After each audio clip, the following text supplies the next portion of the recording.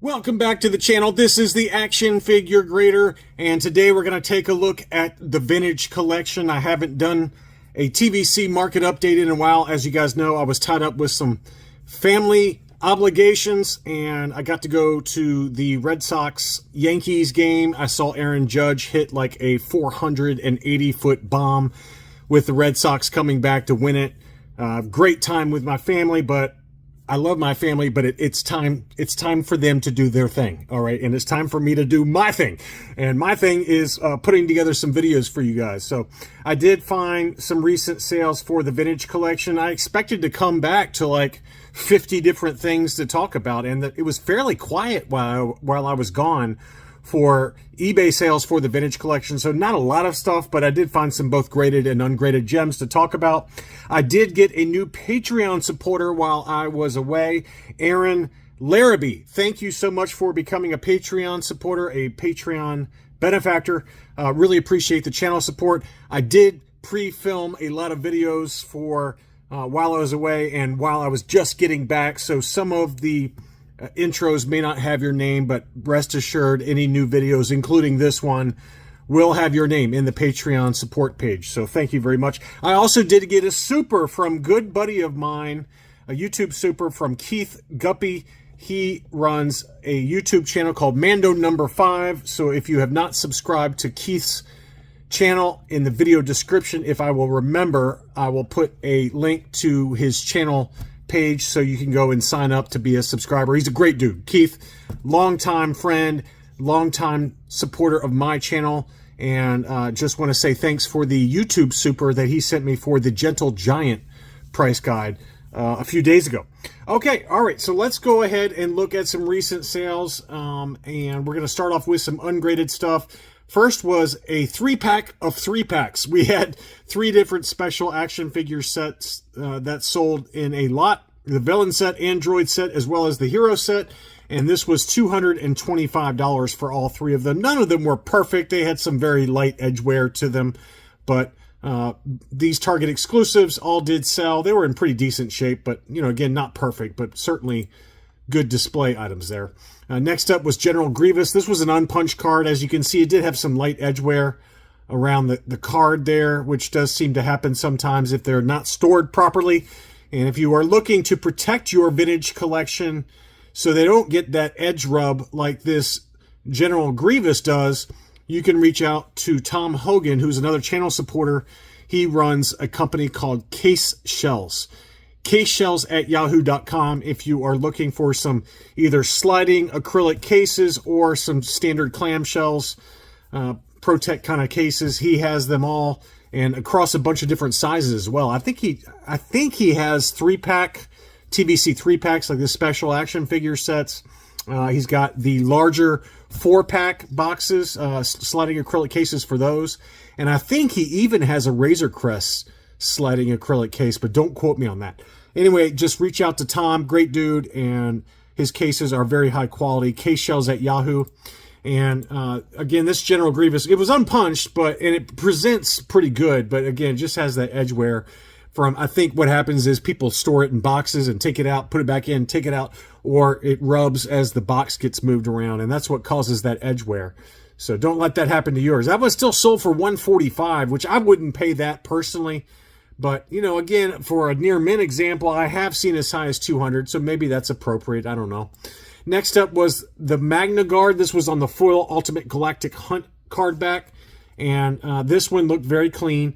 That one sold for $120 free shipping on that one. So, again, that's another one that we know is really pricey, unpunched. And Power Droid, who we're going to cover some of his recent sales here, I think he had one recently that was an AFA 9.0 that sold for $500 or $600, somewhere in that ballpark. So unpunched, non-foil, though those can be very pricey. That one was the foil, which obviously all come punched. Here is a good sales price for the European edition of VC-102 Ahsoka. It's labeled Tri-Logo Foreign. I mean, you know, this was over here in the U.S., so I wouldn't really call it tri-logo. I would call it multi-language, but they just stick this foreign language warning sticker on the back, and then obviously they add black stickers on the top left and top right. But You know, if this was listed over in the UK, no one would care, right? No one would care about it because this is what they usually are used to for TVC 1.0. Over here, you know, this was over here, and so people freak out a little bit. So this one sold for $229, and it was a very nice example, very clean. Well, I take that back. It had a ding at the very bottom of the blister there, so I did not see that. Luckily, the seller did disclose that. So now, $229, would you pay that for one with a ding? I mean, we know that VC102 has really come back down to earth in price. Maybe that price reflects with the ding, and it could go a little bit higher. I don't know, but to me, I think if you're patient, you can probably pick this up for about that price, maybe slightly higher without any dings to it. But you know, props to the seller again for at least disclosing that it had a pretty big stem ding on the bottom of the blister there. Next up, speaking of Power Droid, he had some more nice gems that he sold. I mean, this guy must have an unlimited supply of case fresh, you know, sealed cases that he's opening of TVC 1.0 and either submitting them for grading or just selling them as is in a star case. But here is the VC 112 Sand Trooper, always a very desirable one, especially unpunched. This was the US card. That one sold for $170 plus $6 shipping, which again, that seems to be the going rate. It has not dropped at all. I mean, I've seen as high as $200 for one. So prepare to pay a lot of money if that's one that you are looking for. He also did have VC 115 Darth Vader Emperor's Wrath. And the interesting thing is we've talked about this a lot, where this one got up to almost $300, if not above $300 during the heyday, where the prices of collectibles were kind of going through the roof. And it didn't drop pretty low. I mean, this thing was getting towards like 125 to 150. And it seems to have bounced back because I've got this beautiful unpunched example that Power Droid had that sold for 180. And then I also have this one that was an AFA 9.0 unpunched example. Same exact card back, US card, VC 115, AFA 9.0 on the modern scale. And that one sold at an auction for $220 free shipping. So 185 ungraded, 220 graded AFA 9.0. So very tight price range there. To me, it seems like the AFA 9.0 was the better deal, just given that it's already been graded and you don't have to pay for shipping to and from the grading company. Lumet's another one that continues to hold its value very well. This one sold in a buy it now for $155 free shipping, and this seller does have one more of those available. But Lumet is one that really has held its value very well. And then I've got some graded examples before we dig into some SDCC Mouse Droid and Salacious Crumbs that sold. This was an uncirculated Dalte Dauphine from the Phantom Menace. I'm sure I'm mangling his name, but this one had the Darth Maul offer and was on the US card, character debut, obviously. $115 plus $15 shipping for an AFA uncirculated 9.0. The Gamorrean Guard is another one that continues to be very pricey. This one sold in an auction. It was a gold level AFA 9.0.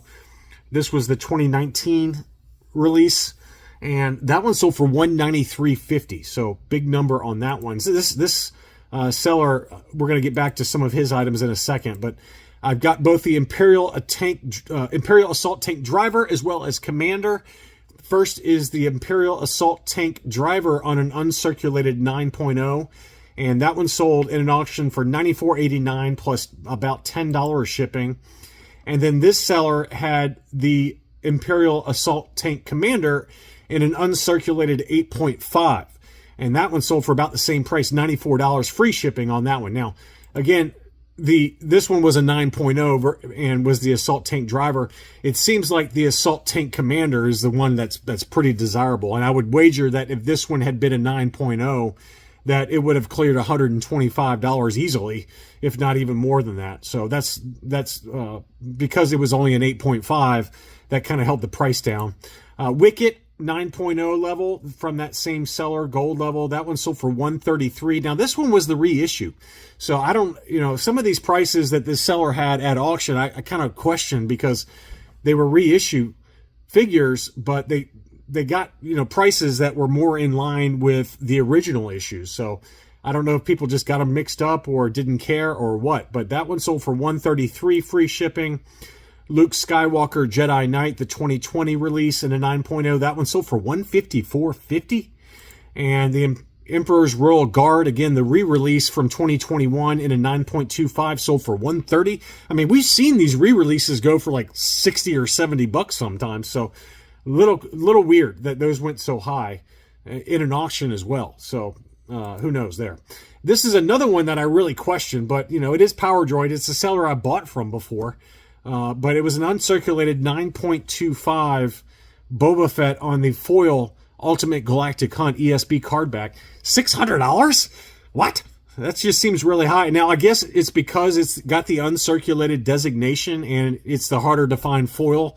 It's just very tough to find the foil card backs uncirculated because these were, you know, chase cards at retail. So, I mean, this guy literally had every single case of every single release from TVC 1.0, and I guess he just sent in different boxes of them. But that's the only logic I can come up with as to why this sold for $600, because, you know, ungraded in very nice condition, in the similar condition, you're probably talking, what, $150, maybe $200 max. So paying, you know, 3x that price for the uncirculated designation, I guess there's some people that are willing to do that. And again, it goes back to what we've talked about with the AFA population reports. I have not looked this one up, but this would be a cool one to look up on the census, the population report, to see how many of these there are in an uncirculated 9.25 for the foil. The foil is the key there. So I would imagine there's probably not many of them. And I do have a video coming later this week. It'll probably be somewhat boring to look at, but I found it fascinating. And I've got all of the loose graded vintage Star Wars variants for every character in an Excel spreadsheet that my friend and Patreon supporter Jason W. put together. It's literally every variant for every character. It's like 178,000. I can't remember the exact number, but he looked at the population reports, you know, for AFA 85s and 85 pluses and 90s and things like that, all loose graded. So it's a very cool spreadsheet. It was very kind of him to put that together. It took him many months to put it together. So I did put it, for those of you who are Patreon supporters, I did put a link to that Excel spreadsheet on my Patreon page if you want to take a look at it. But I am going to do a video on it as well. I don't know what the copyright issues are, if any. I mean, to me, it's public domain information, so I don't know why they would have a problem with that Excel spreadsheet. But that is a video I think I'll put together at some point, and I won't go through everything, but I'll just kind of give you a general idea of the information in it, because it's a really cool spreadsheet that Jason was kind enough to, I mean, he took months putting this together, and he didn't tell anybody. He just dropped it on my lap and said, hey, here you go. And obviously it's not going to stay up to date because they're constantly grading stuff, but at least as of July 2024, it's really cool to see what the population reports are for every single variant. I'm talking Lily Letty, Spanish Pock, and, you know, so forth and so on for every single character. So it was a really fascinating spreadsheet. And I'll probably do a video on that later in August when I get my act together and get back in the swing of things. So you got to check it out, though. It's pretty cool. Next up, I've got, this is one I wanted to talk about because this, to me, signifies what an epic and total failure these deluxe packaging were for Hasbro. And this was an uncirculated 9.5 level Boba Fett Tatooine in the deluxe packaging. And it only sold for $98. And this is a 9.5 uncirculated. So I would wager this is probably the highest of the high grade. But it just shows you that nobody cares.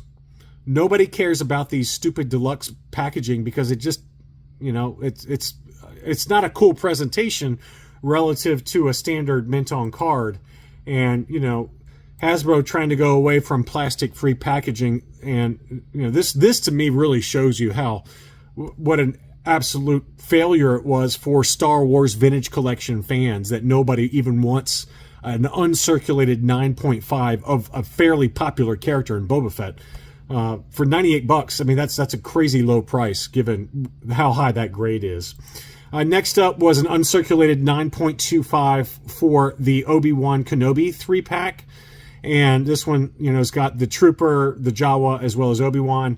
Uncirculated 9.25, Amazon exclusive.